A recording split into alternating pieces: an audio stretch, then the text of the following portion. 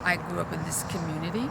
As a former City of Raleigh employee, certainly we were engaged in helping with the creation of Walnut Creek, the community center, and activities and things to celebrate.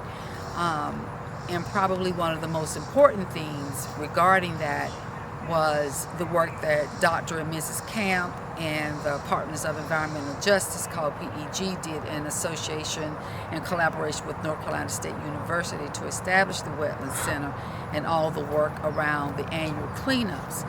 And then finally, of course, with the City of Raleigh Parks, Recs, and Cultural Resources Department naming the Wetland Center, because it's heretofore that's what it was referred to as a Wetland Center, but it is actually named in honor of Dr. Norman Camp and the third and Mrs. Betty Camp. So that's a wonderful thing. But I remember this community, and I know that one of the concerns has always been associated with flooding.